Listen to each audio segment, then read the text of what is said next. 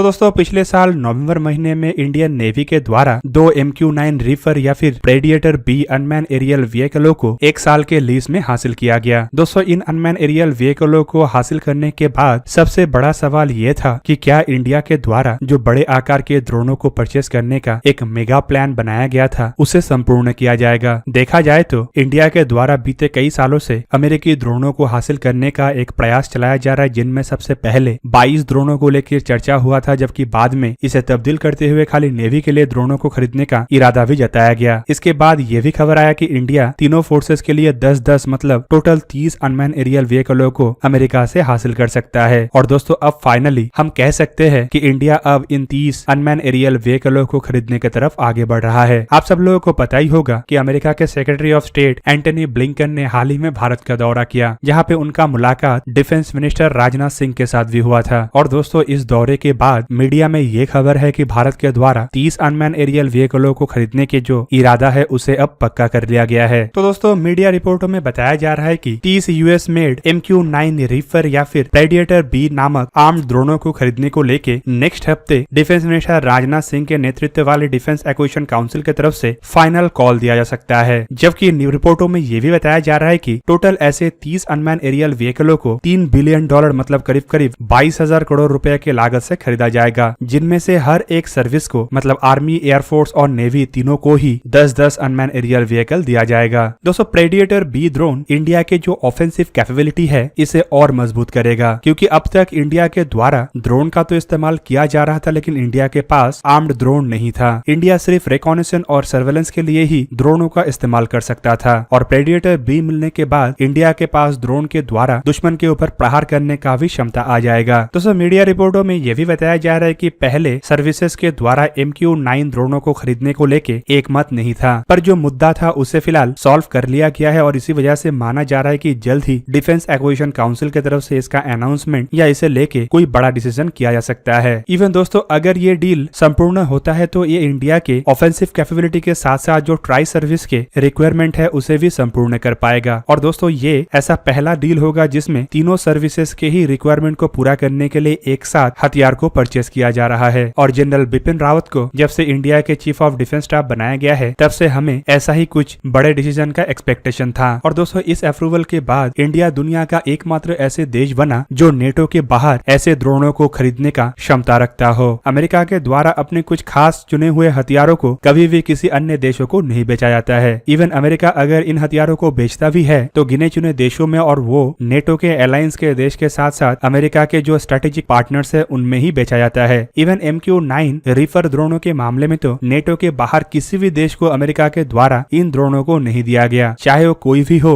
और चाहे अमेरिका का कितना भी करीब हो। दोस्तों MQ-9 अनमैन एरियल व्हीकल के अगर कैपेबिलिटी को देखा जाए तो आपको पता चलेगा कि इन ड्रोनों को अमेरिका के द्वारा सबसे अधिक आतंकी विरोधी गतिविधियों में इस्तेमाल किया गया, मतलब आतंकियों के खात्मे के लिए अमेरिका का ये पहला चॉइस है। इवन पिछले साल जब ईरान के कमांडर कासिम सुलेमानी को बगदाद में ढेर किया गया था तब भी अमेरिका के तरफ से MQ-9 रीफर अनमैन एरियल व्हीकलों का ही इस्तेमाल किया गया था। दोस्तों इन ड्रोनों को अगर भारत को मिलेगा तो ये सबसे ज्यादा चुभन का कारण चाइना के लिए और पाकिस्तान के लिए बनेगा, क्योंकि ये दोनों देश ही ऑलरेडी भारत और अमेरिका के नजदीकी को लेके काफी अधिक परेशान हैं। जबकि दूसरी तरफ अगर देखा जाए तो पाकिस्तान का तो हालत खराब होने वाला है, क्योंकि अमेरिका का ये ड्रोन जब आतंकी विरोधी ऑपरेशनों में इस्तेमाल किया जा रहा था तब कई बार इन ड्रोनों के द्वारा अमेरिका ने पाकिस्तान के अंदर भी ऑपरेशनों को अंजाम दे चुका है। ऐसे में एटलीस्ट ये तो साफ हो जाता है कि इन ड्रोनों को आसानी से पाकिस्तान के टेरिटरी के अंदर इस्तेमाल किया जा सकता है और पाकिस्तान ऐसे ड्रोनों को रोकने का क्षमता भी नहीं रखता। दूसरी तरफ अगर चाइना को देखा जाए तो चाइना भी कोई ड्रोनों को बनाने का दावा तो करता है और इसे एक्सपोर्ट भी किया है, लेकिन चाइना के ड्रोन अमेरिकी MQ-9 के सामने एक खिलौने के बराबर है, क्योंकि चाइना इन ड्रोनों को जिस द्वितीय दर्जे के टेक्नोलॉजी के इस्तेमाल करके बनाता है वो इतना घटिया होता है कि जिन देशों के द्वारा भी अब तक चाइना के इन ड्रोनों को खरीदा गया वो सभी देश पछता रहा है। दोस्तों इवन चाइना का दावा ये भी है कि हाल ही के दिनों में ड्रोन मार्केट में चाइना ने बेहतरीन कदम रखा है। और चाइना ये भी दावा करता है कि किस तरीके से इराक के द्वारा चाइना के ड्रोनों का इस्तेमाल करते हुए आतंकी ठिकानों के खिलाफ ऑपरेशनों को अंजाम दिया गया था, लेकिन चाइना ये भूल जाता है कि खरीदने के कुछ साल के बाद ही इराक ने कैसे इन ड्रोनों को इस्तेमाल करना ही बंद कर दिया। चाइना के ड्रोन जिन देशों को बेचा गया है आइदर उन देशों के द्वारा इसका इस्तेमाल बंद कर दिया गया है या फिर वो ड्रोन हादसे का शिकार बन के अपने आप ही खत्म हो गया। ऐसे में चाइना का तिलमिलाहट इसका कारण ये भी बनेगा कि फिलहाल MQ-9 को काउंटर करने के लिए चाइना के पास कोई भी ऐसा ताकतवर ड्रोन नहीं है। इवन चाइना के पास जो है वो सिर्फ मीडिया में भोपू बजाने का काम में ही आता है। दोस्तों MQ-9 रीफर या फिर प्रेडिएटर बी अनमैन एरियल व्हीकलों के बारे में हम लोग और थोड़ा जानने का कोशिश करेंगे तो हमें पता चलेगा कि इसे अमेरिकी company general atomic aeronautical system के तरफ से निर्माण किया गया है, जबकि इसका जो बेस वर्जन है उसे जनरल एटॉमिक MQ-1 प्रेडिएटर कहा जाता था। ये प्रेडिएटर अनमैन एरियल व्हीकलों के तुलना में आकार में भी बड़ा है और काफी अधिक क्षमताशाली है। इन अनमैन एरियल व्हीकलों को सबसे पहली बार 2 फरवरी 2001 के दिन, मतलब आज से करीबन 20 साल पहले फर्स्ट फ्लाई किया गया था, जबकि अमेरिकी सेना में इसे 1 मई 2007 के दिन इंट्रोड्यूस किया गया। फिलहाल अगर इन अनमैन एरियल व्हीकलों के यूजर्स को देखा जाए तो अमेरिका के एयरफोर्स और अमेरिकी कस्टम और बॉर्डर प्रोटेक्शन फोर्सेस के अलावा French air force, Italian air force, royal Netherlands air force, Spanish air force और रॉयल एयरफोर्स के द्वारा किया जाता है। और दोस्तों ये सभी देश नेटो के मेंबर है, जबकि इंडिया नेटो के बाहर एकमात्र ऐसा देश है जो इसका इस्तेमाल करता है। दोस्तों इन ड्रोनों के महत्व को आप इससे भी जान सकते हैं कि अमेरिका के द्वारा अब तक ऐसा ड्रोन ना ही साउथ कोरिया जैसे देशों को दिया गया और ना ही जापान को अमेरिका की तरफ से ऐसा ड्रोन दिया गया। इवन देखा जाए तो ये दोनों देश अमेरिका से F-35 को भी खरीद चुका है। दोस्तों ड्रोनों की कुछ और खासियतों को अगर देखा जाए तो आपको पता चलेगा कि इसे ग्राउंड स्टेशन में ऑपरेट करने के लिए सिर्फ 2 क्रू मेंबर का आवश्यकता होता है। ड्रोन के आकार को अगर देखा जाए तो ये करीब करीब 11 मीटर मतलब 36 फीट 1 इंच के आसपास है, मतलब करीबन एक छोटे एयरक्राफ्ट के लंबाई के बराबर, जबकि इसका विंग स्पैन लंबाई से भी अधिक और करीबन दुगना मतलब 20 मीटर मतलब करीब करीब 65 फीट 7 इंच के आसपास है। इसका हाइट करीब करीब 3.81 मीटर मतलब करीबन 12 फीट 6 इंच है। अनमैन एरियल व्हीकल के एम्प्टी वेट करीब करीब 2223 किलोग्राम है और मैक्सिमम टेक ऑफ वेट करीबन 4760 किलोग्राम है। इसका फ्यूल कैपेसिटी भी करीबन 1800 किलोग्राम का है और इसका पेलोड क्षमता करीबन 1700 किलोग्राम है। इवन दोस्तों इसमें इंटरनल और एक्सटर्नल 2 पेलोड स्टेशन है, जहाँ पे इंटरनली 360 किलोग्राम के वेपन को लगाया जा सकता है, जबकि एक्सटर्नली 1400 किलोग्राम के आसपास के हथियारों को लगाया जा सकता है। दोस्तों प्रेडिएटर बी ड्रोन एक सिंगल इंजन वाला ड्रोन है और इसमें हॉर्नवेल की तरफ से निर्माण किया हुआ TPE-331 टर्बोप्रॉप इंजन का इस्तेमाल किया गया है, जिसका क्षमता 900 हॉर्स पावर या फिर 671 किलोवाट के आसपास है। इसके परफॉर्मेंस को अगर देखा जाए तो इसका मैक्सिमम रफ्तार करीब करीब 482 किलोमीटर पर आवर है, जबकि इसका क्रूजर रफ्तार करीबन 313 किलोमीटर पर आवर है और रेंज करीब करीब 1000 नॉटिकल माइल मतलब 1900 किलोमीटर है। इसके एंड्योरेंस करीबन 14 घंटे तक है, मतलब ये लगातार 14 घंटे तक नॉन स्टॉप उड़ान भर सकता है, जबकि इसके सर्विस सीलिंग करीब करीब 50,000 फीट मतलब 15 किलोमीटर से भी अधिक है। इसके ऑपरेशनल ऑल्टीट्यूड करीबन 25,000 फीट मतलब 7.5 किलोमीटर के आसपास है। दोस्तों हथियारों को देखा जाए तो इसमें टोटल 7 हार्ड पॉइंट है, जिसके सहारे ये कई तरीके के अलग अलग हथियारों को कैरी कर सकता है, जिनमें AGM-114 हेलफायर मिसाइल, 230 किलोग्राम के GBU-12 PBOE-2 laser guided bomb या फिर 230 किलोग्राम के GBU-38 joint direct attack ammunition. Even दोस्तों ये अनमैन एरियल व्हीकल हवा से हवा में मार करने वाले मिसाइलों को कैरी कर सकता है, जिनमें स्टिंगर मिसाइल के एयर लॉन्च वर्जन शामिल है। इवन 2014 में इसमें कुछ यूरोपियन हथियारों को भी शामिल किया गया था, जो बेसिकली MBDA के तरफ से निर्मित बीमस्टोन मिसाइल है, जिसे रॉयल एयरफोर्स के MQ-9 रीफर अनमैन एरियल व्हीकलों में इस्तेमाल किया जाता है। दोस्तों इसमें इस्तेमाल होने वाले एवियोनिक्स को अगर देखें तो आपको पता चलेगा कि इसका जो टारगेटिंग सिस्टम है वो असल में ANDAS-1 MTS-B